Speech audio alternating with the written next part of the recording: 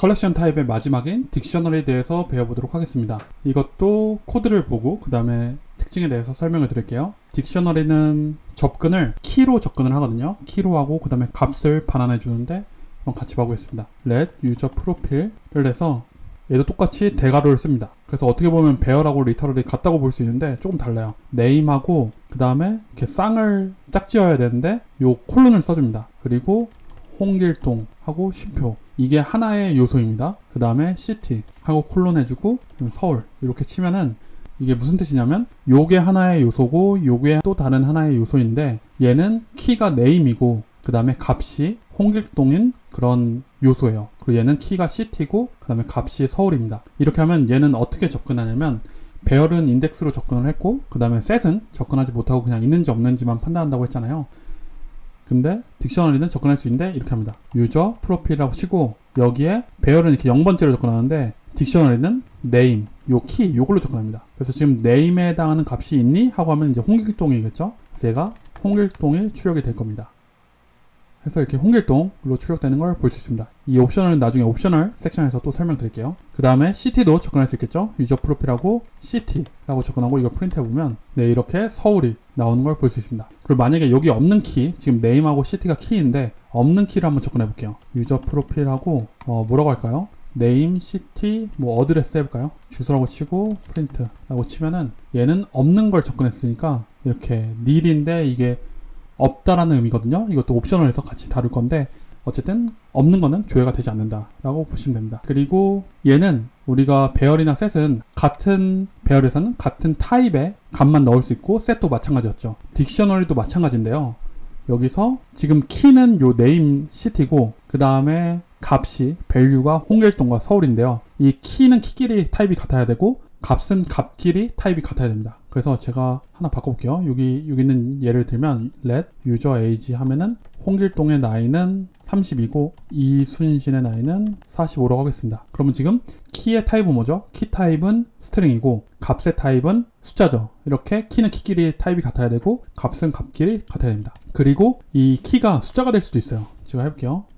어드레스라고 해볼까요? 하고 1번지는 우리 집, 2번 집은 02집이라고 해볼게요. 이렇게 키가 숫자가 돼도 상관없습니다. 이렇게 하고 프린트 해보면 어드레스 해보면 어떻게 되는지 봐보겠습니다. 그러면 1번은 우리 집, 2번은 02집 이렇게 되는 걸 볼 수 있습니다. 참고로 딕셔너리도 순서가 보장되지 않습니다. 그래서 지금은 1번이 먼저 나왔는데 이게 실행하다 보면 2번이 먼저 나올 수도 있어요. 그래서 순서는 보장되지 않는다. 배열만 보장된다고 보시면 됩니다. 계속해도 순서가 그대로긴 한데 어쨌든 보장이 되진 않습니다. 3번까지만 추가해볼게요. 철수집이라고 하면 네, 이렇게 순서가 1, 2, 3이 아니라 바뀌어서 나오는 걸 볼 수 있습니다. 그 다음에 빈 딕셔너리 초기화하는 거 한번 해보겠습니다. let empty 1번이라고 하고 빈 거는 이렇게 치면 되거든요. 이게 비어있는 딕셔너리를 의미하는 건데 원래는 우리가 요 기호를 쓰잖아요. 이거를 키랑 값을 구분하는 가운데 구분자로 사용을 하는데 비어있는 거는 그냥 아무것도 안 치고 이렇게 쓰면 됩니다. 근데 이렇게만 쓰면은 이 키의 타입이 뭐고 이 값의 타입이 뭔지를 모르니까 그걸 명시해줘야 돼요. 그래서 어쩔 수 없이 여기에 타입명을 이렇게 명시해줘야 됩니다. 비어있을 때는요. 이게 값이 안에 있으면은 이렇게 있으면 이 키의 타입과 밸류의 타입이 추론이 가능하잖아요. 근데 이거는 비어있으니까 추론이 되지 않기 때문에 이렇게 써줘야 된다. 내부에 어떤 타입들로 키가 이루어져 있고 밸류가 이루어졌는지 알아야 되니까요. 그 다음에 let empty2 또 어떤 방식이 있냐면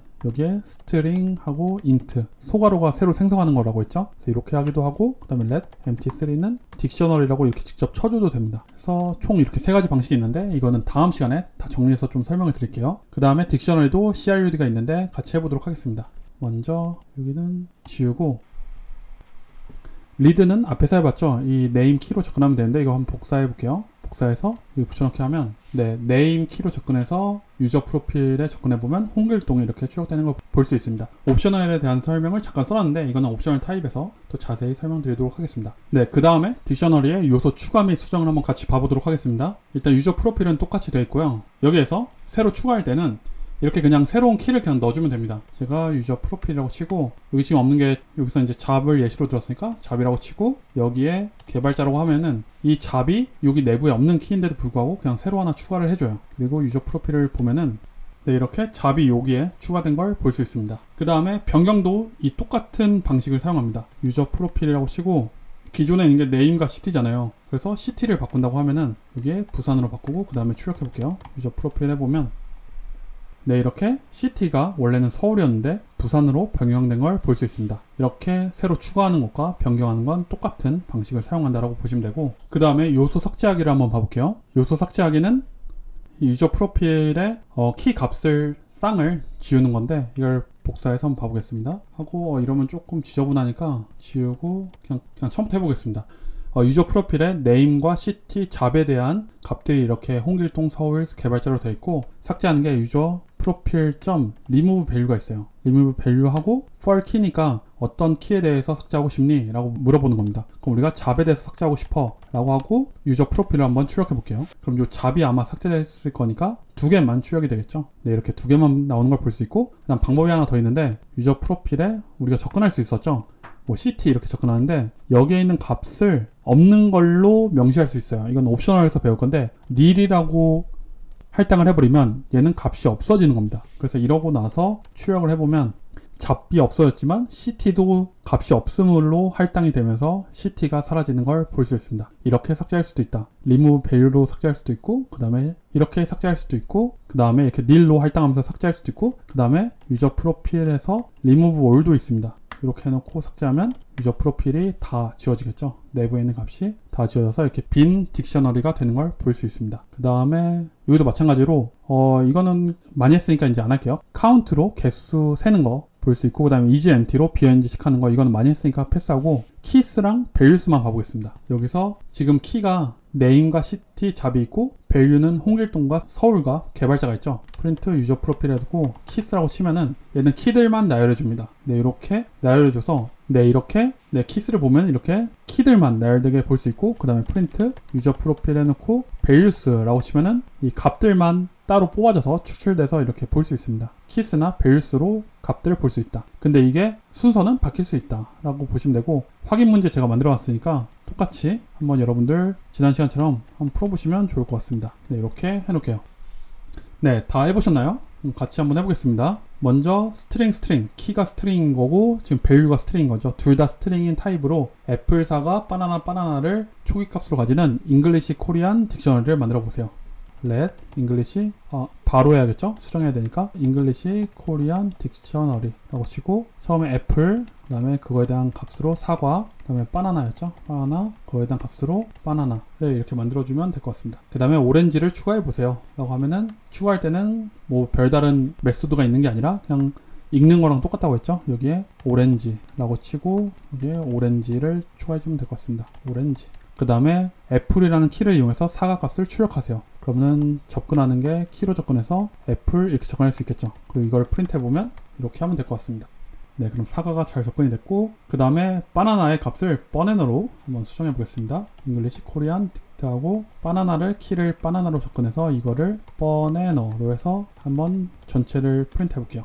네, 그러면 바나나의 값이 버네너가 된 걸 볼 수 있고, 그 다음에 애플에 해당하는 데이터를 딕셔너리에서 삭제하세요. 그러면은 English Korean 딕트하고 remove value for 키가 있다고 했죠. 여기에 애플 이렇게 삭제해서 삭제할 수도 있고, 이렇게 하면은 애플에 대한 게 삭제되겠죠. 확인해보면 애플이 삭제된 거 볼 수 있고, 또 하나 방법이 뭐였죠? English Korean 딕트하고 애플에 먼저 접근을 해서 여기에 값을 할당한 건데 값이 없다는 걸 나타내는 nil을 할당해서 삭제할 수도 있다. 네, 이렇게도 삭제가 되는 걸 볼 수 있습니다. 그 다음에 딕셔너리에 총 몇 개의 단어가 남아있는지 개수를 출력하세요. 개수는 어떻게 한다고 했죠? 이거는 bear, set, 그리고 딕셔너리 다 공통이죠. 뒤에 점, 카운트를 쓰면 됩니다. 이걸 한번 출력해 보겠습니다.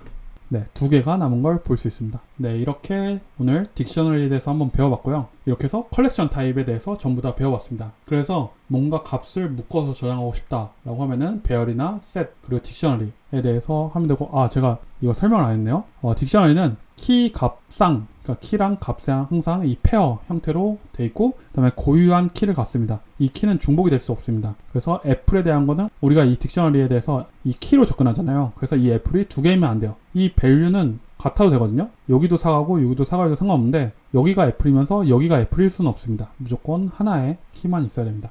그 다음에 키 기반으로 접근한다. bear은 인덱스 기반으로 접근했었죠. 그 다음에 순서 미보장이고, 그 다음에 단일 타입, 키는 키끼리 같아야 되고, 값은 값끼리 타입이 같아야 된다 라고 보시면 됩니다. 네, 그러면은 딕셔너리 설명은 여기서 마치도록 하겠습니다. 감사합니다.